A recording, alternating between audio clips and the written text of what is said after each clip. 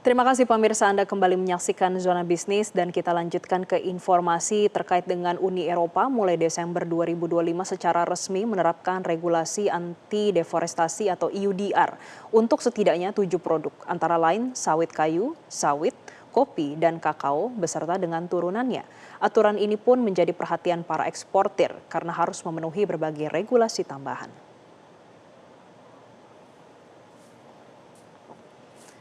Pemirsa, peraturan deforestasi Uni Eropa atau The European Union Deforestation Regulation atau EUDR merupakan aturan terbaru Uni Eropa yang bertujuan mengurangi deforestasi akibat konsumsi komoditas global. Regulasi ini mewajibkan 7 komoditas utama, termasuk sawit dan karet, bebas deforestasi dan legal secara hukum di negara asalnya. Kebijakan ini bertujuan untuk mencegah komoditas seperti sawit, kopi, kakao, dan daging sapi yang menyebabkan deforestasi masuk ke pasar Eropa. Beberapa pihak menyebut EUDR sebagai bentuk baru imperialisme Eropa atau neokolonialisme karena dinilai memberatkan petani kecil dan membatasi akses mereka ke pasar global. Namun pemirsa, di sisi lain regulasi ini juga dianggap sebagai peluang untuk mendorong agenda keberlanjutan dan juga memperkuat tata kelola sektor komoditas di Indonesia yang selama ini dinilai syarat konflik, kolusi bisnis politik, serta merugikan masyarakat adat.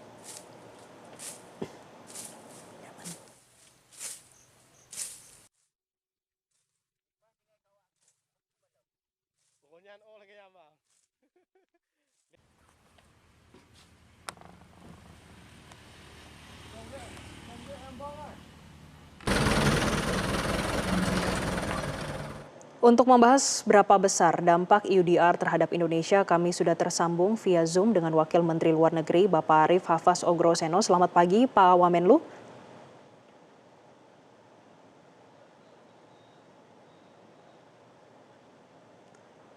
Selamat pagi Pak Wamen. Ya, selamat pagi. Dengar suara saya? Oke, sudah terdengar Bapak. Terima kasih atas waktunya bersama Ya. Metro TV. Pak, dengan diberlakukannya EUDR pada Desember 2025, kita akan melihat terlebih dahulu dari sisi komoditas, Pak. Kalau dari pemerintah melihat yang paling rentan di fase awal setelah diimplementasikannya pada Desember 2025, komoditas apa saja, Pak? Pertama ya, kalau kita bicara komoditas dari UDR, yang paling penting harus kita ingat adalah bahwa UDR ini sifatnya diskriminatif. Contoh, UDR ini tidak mau mencantumkan produk pertanian Eropa sendiri. Jadi UDR bicara mengenai minyak nabati sawit, minyak nabati soya, tapi EU menolak memasukkan minyak nabati dari bunga rapeseed, dari bunga matahari, dan dari olive oil di Eropa. Karena apa? Karena ada tekanan dari kelompok petani di Eropa agar mengecualikan produk dari Uni Eropa. Begitu Mbak. Jadi artinya ini memang diskriminatif sekali dari awalnya begitu. Nah itu yang pertama. Yang kedua, Uni Eropa itu mengharuskan para petani besar dan kecil itu mempunyai kewajiban yang sama. Jadi misalnya begini, ada salah satu persyaratan ya di dalam ekspor produk dari suatu negara ke Uni Eropa, yaitu negara itu atau eksportirnya ya, itu harus memahami proses penentuan sanksi di Dewan Keamanan PBB. Ya mana mungkin petani kecil kita tahu, itu kan? Mana mungkin petani kecil dari Afrika ngerti, mana mungkin petani kecil dari Amerika Latin atau dari India atau dari Indonesia mengetahui proses itu. Tapi itu wajib. Itu ada di dalam pasal 9. Dan ya kebetulan saya sudah baca semua isi UDR.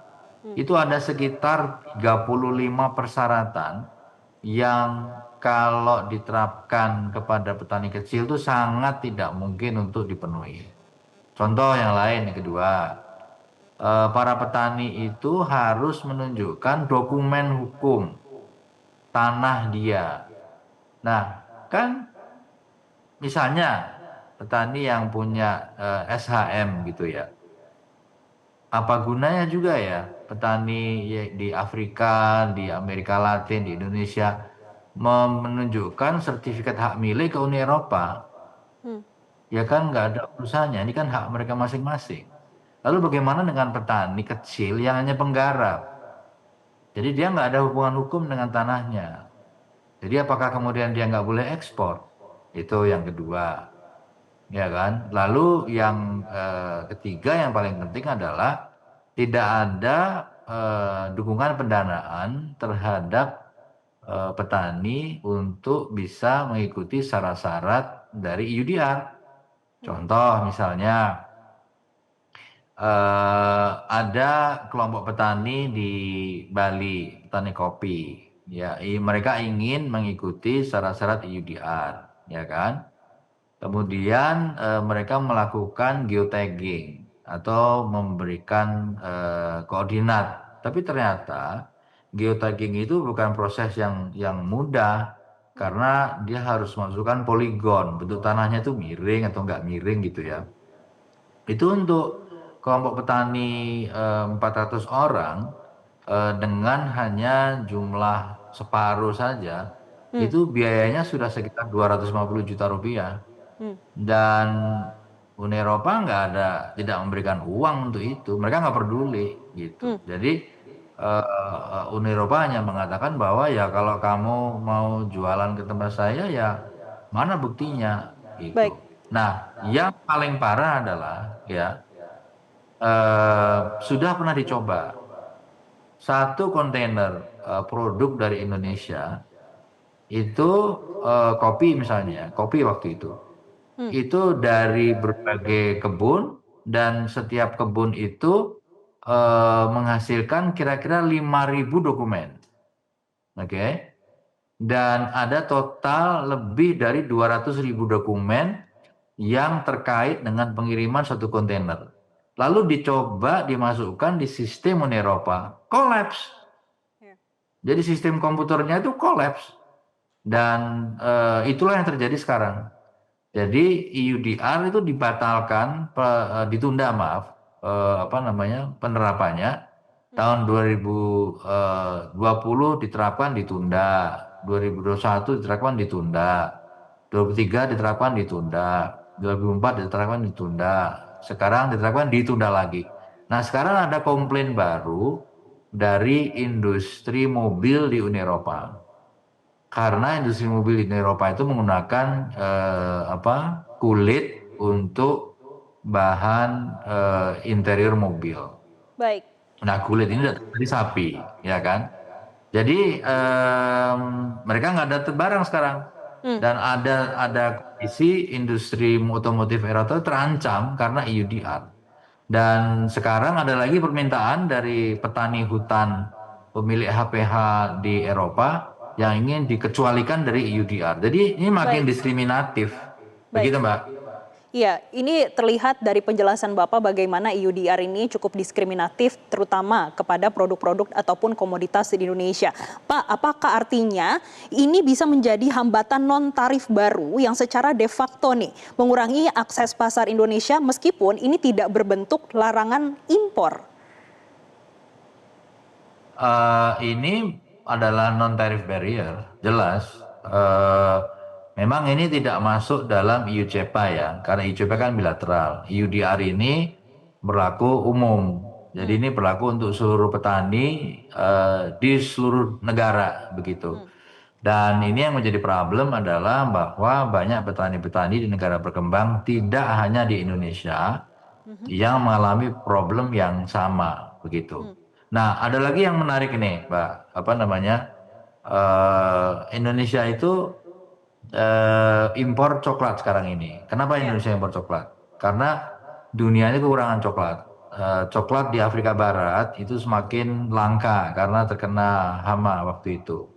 Nah, Indonesia itu mengimpor coklat, kemudian coklat itu diproses di Indonesia, hilirisasi oleh Indonesia menjadi bentuknya odol, pasta gitu dan menjadi bubuk.